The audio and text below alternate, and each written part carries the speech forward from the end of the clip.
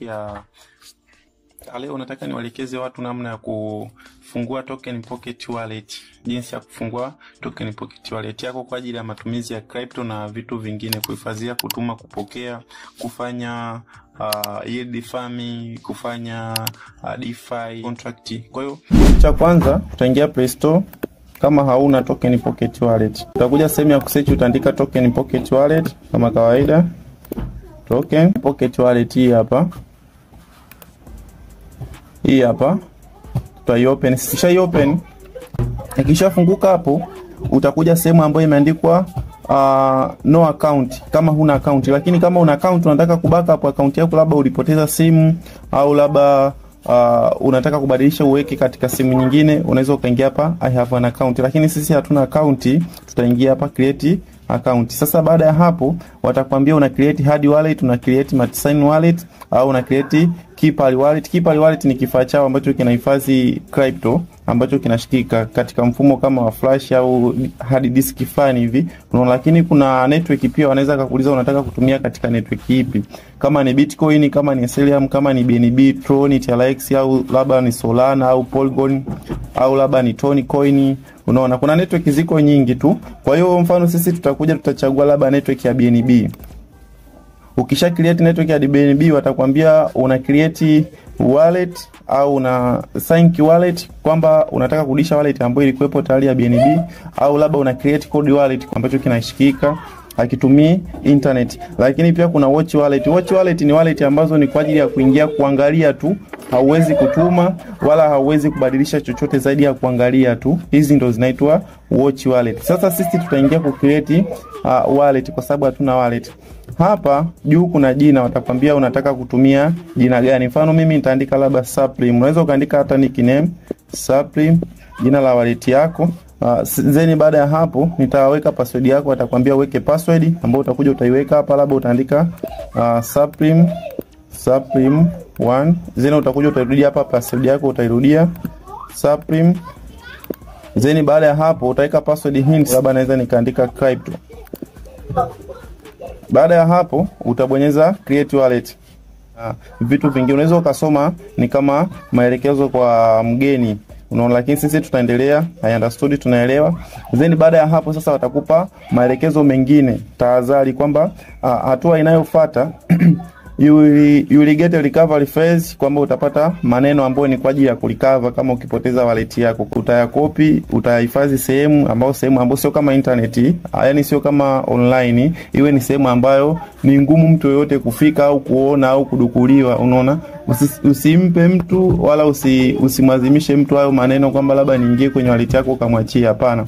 Hizo ndo funguo zako kama unavumiliki funguo za geto lako. Kwa hiyo baada ya hapo utakubaliana na hizo terms kwamba if I lose my recovery phase my asset will be gone, kwamba nikipoteza hayo maneno asset zangu zitaenda. Utakubali.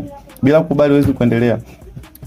If I share my recovery phase to others my asset will be stolen, kwamba kama nikishare hizi recovery phase kwa watu wengine basi asset zangu zitapotea au zitaibiwa. Utakubali. Lakini pia wanasema it is my responsibility to keep recovery phase safe, kwamba ni jukumu langu kutunza maneno sehemu salama. Utakubali. Baada ya hapo utabonyeza hapa generate mnemonic. Kisha generate hapa screen inakuwa ionyeshi, nafikiri hata kwenye nani inakuwa high display, lakini hapa mimi kwangu naona kwamba hapa kinachofuata ni kwamba kuna maneno ambayo yamefichwa hapa, kwa hiyo inatakiwa uyafungue, uyakopi, uyaandike sehemu, au uyakopi uyahifadhi sehemu, au ya print. Mara nyingi mimi nashauri yaweke katika PDF zeni print. Kisha print kaa nayo sehemu ambayo ni salama sana. Hakikisha mtu yote asijue, hata mke wako. Kwa hiyo baada ya hapo uta display au maneno, mimi nita display zeni nitaenda kuandika sehemu. Ngoja niandike. Na kushauri pia kitu kingine ambacho unaweza ukakifanya, utakopi haya maneno, utaenda kuna sehemu atakuandikia hapa copy recovery phase. Unaweza ukabonyeza hapo, zeni utakubali. Utakubali hivi vyote, zeni utaconfirm. Kisha confirm, maneno tayari ushayako kwenye sehemu ambayo utapaste au maneno yako. Mfano mimi kuja nitajipestia hapa.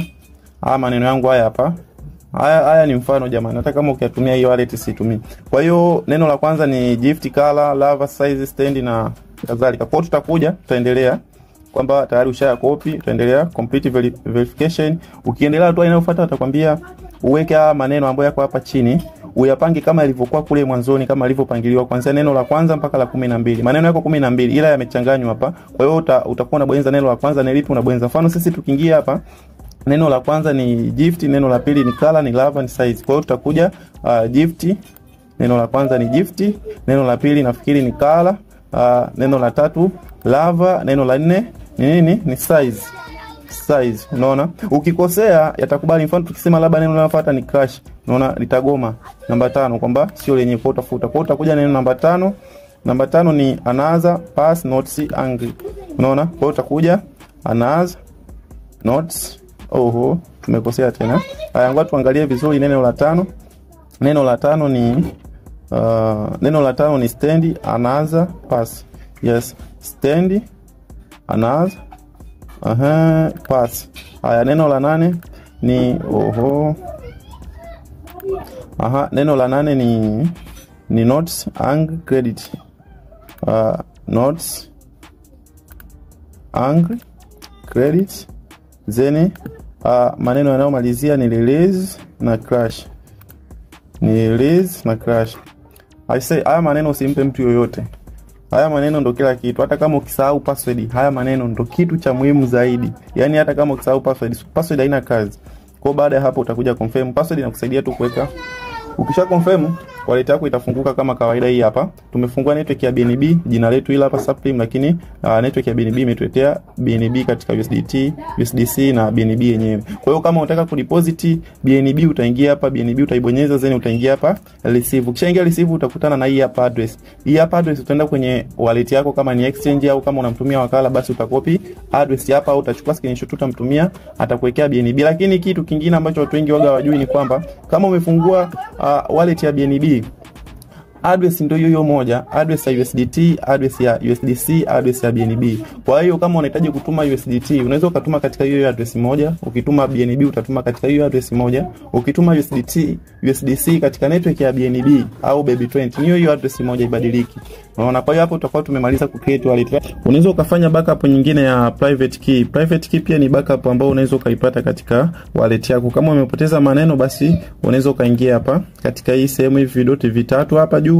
Ingia hapo, utakutana na hichi hapa kitu kimeandikwa export private key. Ukiexport hapa watakuletea maelekezo kama kawaida, utakubali, utaagree, alafu then utabonyeza next step, watakwambia uweke password. Kumbuka sisi tuliandika Supreme Supreme 1, then tutaconfirm. Kisha confirm hapa itaonekana, lakini kwangu naona kama kawaida. Kwa hiyo hapa kuna private key ambao utaifungua, ni kama address fulani ambao unaweza nikaikopi. Unaona, nimeikopi tayari. Nitakuja nitaipaste sehemu kama ni hapa, basi nitakuja nitaipaste kama kawaida. Private key yangu hii hapa. Kwa hiyo hii ni maneno yangu, haya ni private key. Kwa hiyo mimi nakushauri unaweza ukaweka kwenye PDF zenu ukaziprint zote kwa pamoja. Unaona, kwa sababu hizi maneno kuandika inakuwa ni changamoto kidogo. Kwa hiyo hivyo ndo unaweza ukafungua wallet yako, na hivyo ndo jinsi ambavyo unaweza ukaanza kutumia wallet yako, na hapo wallet inakuwa tayari. Lakini pia kitu kingine kwa matumizi ya sasa hivi kwenye wallet yako, unaweza ukaadi fingerprint hapa payment, kwa ajili ya payment, labda unapokuwa unataka kufanya malipo labda kwenye wallet yako kwa muda huu, kwa sasa hivi unaweza ukawa unatumia fingerprint. Kwa hiyo unaweza ukaweka password yako tena hapo Supreme ili uweze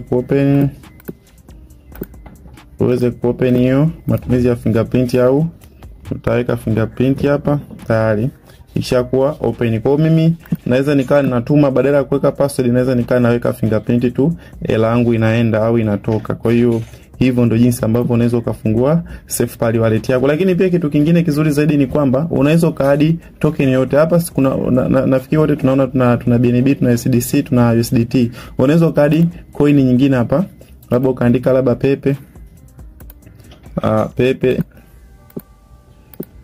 Pepe. Yes.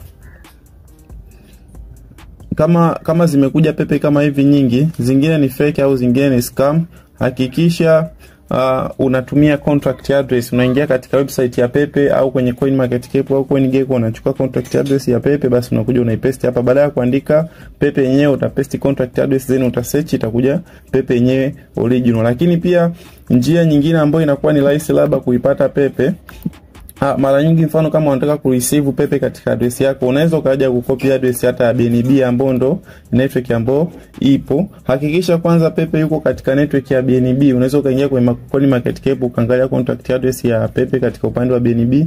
Kama ipo basi utakuja utareceive BNB hapo, utacopy address hii hapa, basi utaenda kutuma Pepe katika hii address zitakuja. Hata hivyo katika pia USDT, kwa sababu address ni moja, unaweza ukaangalia hapa. Hii hapa inaishia 384, lakini pia hata kwenye upande wa USDT inaishia 384. USDC hii hapa 384. Address ndio hiyo moja ya coin yoyote ambayo itakuwa katika network ya BNB au Baby20 au BSC. Then hii hapa pia USDT unaweza ukaona. Kwa hiyo hivyo ndio jinsi ambavyo unaweza ukafungua wallet yako na ukaanza kutumia wallet yako. Karibu katika Supreme Crypto.